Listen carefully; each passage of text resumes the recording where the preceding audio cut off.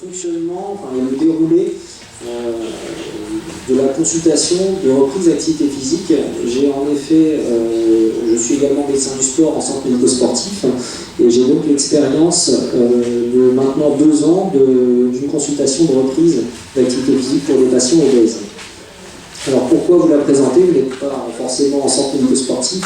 Je commence cette première diapo pour vous dire que les moyens utilisés au centre médico-sportif ne sont absolument pas le plateau technique médico-sportif.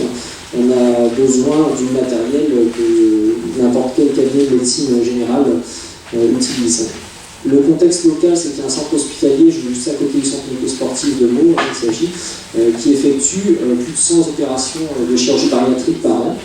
Donc principalement des sleeves tels que l'anneau gastrique pour les gens qui connaissent un petit peu. La consultation de remise à l'activité physique, elle fait partie des recommandations de l'HAS, c'est-à-dire pour évaluer la qualité de la prise en charge globale du patient obèse, il y a un impératif avec un cahier des charges à remplir, et donc la prescription d'activité physique en fait partie. Et enfin, ayant été formé sur un début de prescription d'activité physique à la Pitié, et puis m'étant intéressé depuis quelques années à la prescription d'activité physique, voilà, les choses ont pu avancer. Il y a donc une convention qui s'est signée entre l'hôpital et le centre médico-sportif, et cette convention dit que tous les patients qui sont candidats à la chirurgie bariatrique doivent passer dans le parcours du combattant qui est la préparation à l'opération. Donc tous les patients doivent passer, entre autres, au centre médico-sportif pour avoir une prescription adaptée.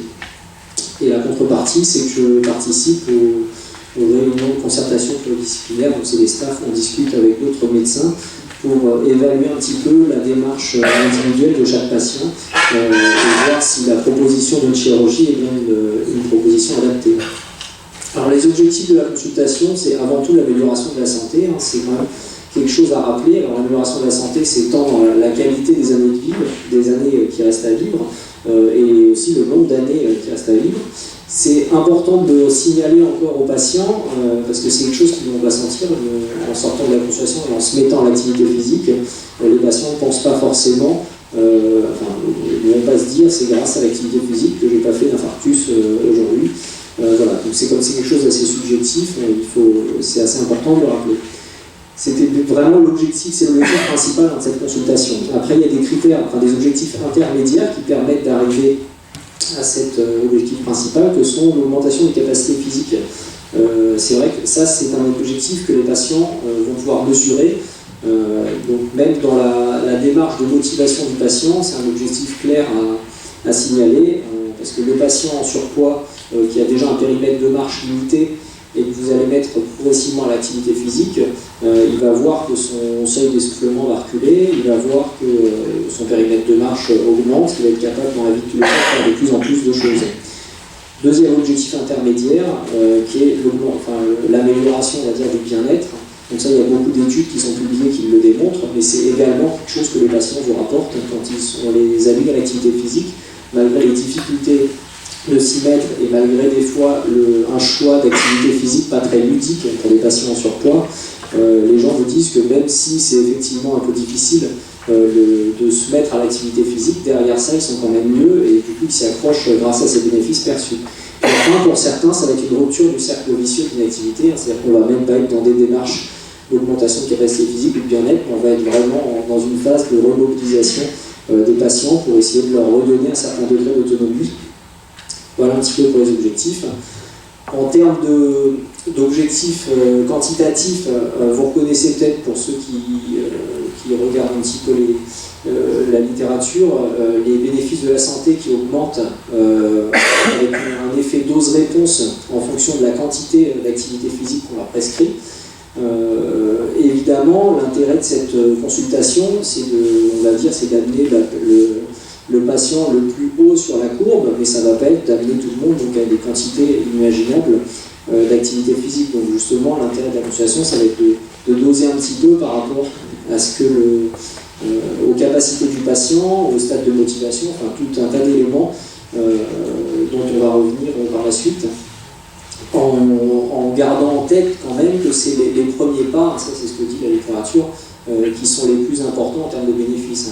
La personne qui ne fait pas du tout d'activité physique et qu'on va amener à 3 heures d'activité physique va tirer un bénéfice pour la santé bien plus important que celle qui va passer de 4 heures à 6 heures d'activité physique par semaine. Et enfin, ne pas nuire, tout ça c'est pour introduire un petit peu les risques.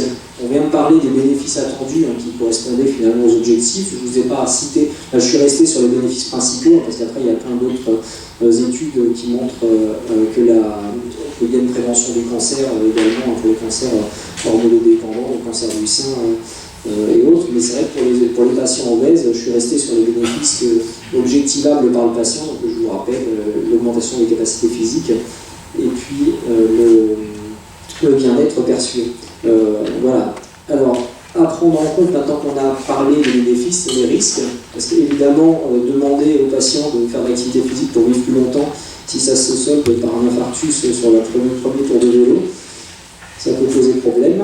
Donc, les 3 niveaux de risque vraiment principaux de mon expérience sont l'évaluation correcte du risque cardiovasculaire. Je vous rappelle que les patients en obésité morbide, que là, pour le coup, les patients qui sont opérés, les critères, c'est d'avoir un indice de masse corporelle qui est supérieur à 40, ou alors 35 avec des comorbidités. Donc ça fait que vous avez des patients qui sont en très fort surpoids et qui ont la plupart du temps des facteurs de risque cardiovasculaires associés. Donc l'évaluation correcte de l'appareil cardiovasculaire est vraiment non négligeable. Donc, du coup, ça a été l'objet lors du précédent colloque d'un topo à part entière. Ensuite, le deuxième niveau de risque, ça va être au niveau de l'appareil locomoteur. Au niveau de l'appareil locomoteur, avec le surpoids, excepté chez les patients jeunes qui ne présentent pas encore trop de surmenage articulaire, on a quand même très régulièrement de l'arthrose, que ce soit de l'arthrose au niveau des genoux, au niveau des hanches, ou des problèmes de lombo sciatique. Voilà, donc il faut évaluer correctement avant de lancer votre patient dans une activité qui risquerait d'aggraver potentiellement si elle est non adaptée ou si elle est mal faite, donc qui risquerait d'aggraver les choses.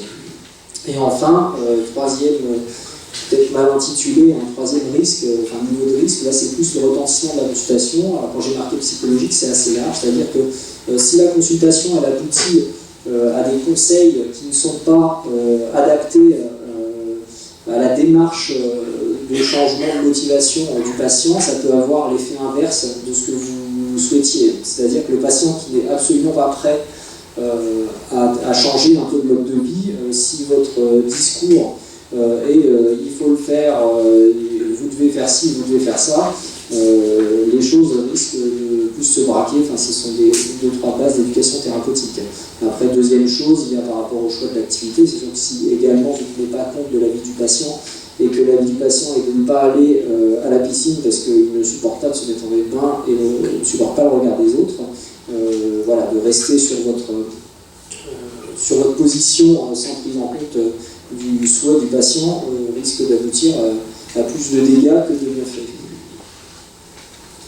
Alors, quels moyens justement pour évaluer ces bénéfices et ces risques?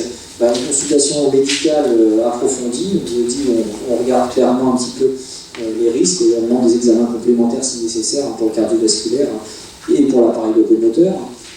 Ensuite, quelque chose d'incontournable, c'est l'évaluation du stade motivationnel. En fonction de où se situe votre patient par rapport à sa démarche de changement de mode de vie, vous n'aurez pas du tout la même conduite de consultation. Alors clairement, pour la consultation de ce public-là, je vous ai expliqué que les patients sont recrutés par les chirurgiens finalement, puisqu'ils sont tous candidats à la chirurgie. Donc le stade motivationnel est vraiment biaisé, c'est-à-dire que les gens arrivent en consultation en disant docteur, moi je suis hyper motivé pour faire du sport, est-ce que vous allez dire ok au chirurgien pour qu'il m'opère? Voilà. Donc c'est un peu la limite de cette démarche-là et puis de l'évaluation du stade motivationnel dans ce contexte-là. Enfin, à la consultation, il faut impérativement avoir évalué les freins et obstacles à la prescription d'activité physique, d'avoir démonté un petit peu avec le patient qu'est-ce qui va l'empêcher réellement de pratiquer son activité, l'activité qu'on est en train d'essayer de mettre en place, que ce soit en termes de crainte par rapport à l'augmentation de cellulaires du dos, que ce soit la crainte de faire un infarctus, que ce soit juste pas le temps d'aller pratiquer une activité, de ne pas savoir quoi faire, de ne pas avoir assez d'argent ou toutes les piscines soient fermées à l'heure où ils veulent y aller. Donc voilà, donc il y a tout ça à essayer de démonter pour proposer des solutions, et puis en creusant, on s'aperçoit qu'en démontant un argument, finalement c'était pas cet argument qui était bloquant, et on essaye d'avancer comme ça. Et le tout pour aboutir à un contrat. Alors le contrat, c'est bien un consentement entre le patient et le médecin, donc c'est évidemment individualisé, on ne va pas replaquer les recommandations pour un patient, la consultation n'a pas trop d'intérêt sinon.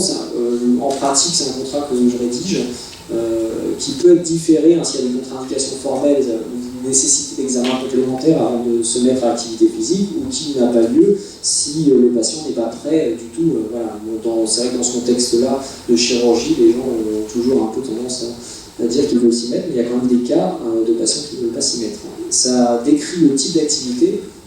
Alors le type d'activité pour le patient obèse, le problème c'est que le panel d'activités pour les patients en très fort surpoids, donc les IMC à 40 ou alors les IMC à 30, enfin à plus de 35 avec des comorbidités, c'est rare qu'on puisse proposer des activités micro-traumatisantes. Donc en général, donc les activités non micro-traumatisantes d'endurance, typiquement c'est vélo, natation, marche à pied.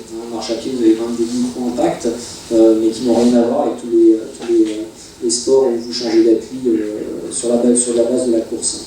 Le type d'activité doit également être progressif, c'est-à-dire que le patient même qui ne marchait pas du tout, qui était complètement, qui ne sortait plus de chez lui, vous n'allez pas lui dire d'aller retrouver un groupe de randonnée, même pour faire une heure de marche. Voilà, les choses doivent se faire vraiment progressivement, et pour les personnes complètement sédentaires, il faut souvent avoir recours à des professionnels de santé. Que sont les paramédicaux comme les kinés, ou alors d'intégrer carrément des stages de rééducation cardiovasculaire pour les quelques-uns qui sont coronariens, et pour lesquels le risque de reprendre une activité physique seule est trop élevé, et ça doit être strictement encadré. Et enfin, je vous ai reparlé, on doit évidemment tenir compte du goût du patient pour avoir une chance que ça dure. Le mode de pratique, on essaie de diriger les gens vers des clubs dans l'idéal, dès que les clubs, si on trouve un club qui est adapté aux patients, et c'est là où il y a encore beaucoup de choses à faire. La plupart du temps, on est obligé de démarrer par des activités individuelles. Donc, le problème de l'activité individuelle, c'est qu'au niveau motivation, c'est beaucoup plus difficile. Le patient se retrouve un petit peu face à lui-même pour faire régulièrement ces 2 ou 3 séances par semaine d'activité, que ce soit de la marche ou de la natation, avec le regard des autres, avec la pluie et le beau temps qui font qu'il n'a pas envie d'aller faire l'activité. Mais c'est souvent nécessaire et impératif pour reconditionner le patient. Donc là, dans ce cas-là, ce que j'essaye de leur expliquer, c'est que c'est un passage et un tremplin vers ensuite, pour se reconditionner sur le plan physique, pour pouvoir ensuite aller vers des activités sportives de loisirs qui sont beaucoup plus ludiques, et du coup s'engager plus durablement dans cette démarche. Ensuite, la fréquence, l'intensité et la durée, donc qui sont aussi renseignées dans le contrat, elles dépendent des recommandations. Est-ce qu'elles dépendent des recommandations? Non, on essaye d'aller aux recommandations, mais le patient, il y a certains obèses qui sont qui ne sont pas du tout déconditionnés sur le plan physique, donc ceux-là, on peut aller un petit peu au-delà des recommandations, s'ils étaient déjà au niveau des recommandations, et à l'inverse, ceux qui sont complètement déconditionnés de toute activité physique, on va juste essayer de commencer à mobiliser leur mode de vie. Donc tout ça, c'est pour vous dire que les recommandations sont vraiment des grandes démarches pour tout public, pour essayer d'avoir un objectif global pour la population, pour la santé publique. Là, c'est vraiment une démarche individuelle. Et après, au niveau de l'intensité, il y a des très bonnes corrélations entre l'effort ressenti, donc il y a l'échelle de Berg qui existe pour l'effort, et qui est un outil facile pour essayer de dire à votre patient à partir de quand la marche elle va être efficace pour sa santé. Donc autrement dit, à partir de quand on arrive à atteindre une intensité, on va dire, modérée. Il y a une bonne corrélation, je vous dis, entre ça et la fréquence cardiaque. Alors pour les amateurs de gadgets et de technologies, sinon vous pouvez rester sur le cardio-fréquence mètre, mais c'est pas du tout ce que j'utilise la plupart du temps. Vous avez un exemple de contrat, donc avec ce qui est fait. Alors je leur demande à chaque fois comme la plupart des prescriptions sont des prescriptions finalement d'activités individuelles, je demande de tenir à jour un cahier de suivi d'activité physique qui me renseigne par semaine, vu que les objectifs sont par semaine, le type d'activité, l'intensité et la durée de l'activité. Voilà, sachant que en fonction, il y en a, on leur laisse une certaine liberté en fonction du travail fixe ou pas fixe. Voilà, il y a certains qui ne peuvent pas se dire tous les mardis je fais une activité parce que leur travail ne leur permet pas, et donc on laisse une certaine souplesse et on se fixe juste par semaine un minima avec un quota à atteindre. Après description de l'activité, et puis à moyen terme pour qu'ils voient quand même où va leur mener cette démarche. Le suivi, je l'ai réévalué à 2 mois, ce qui fait très long quand même en termes d'éducation thérapeutique, c'est juste pour des problèmes de logistique sur le centre. On ne peut pas revoir les patients plus tôt en termes de suivi.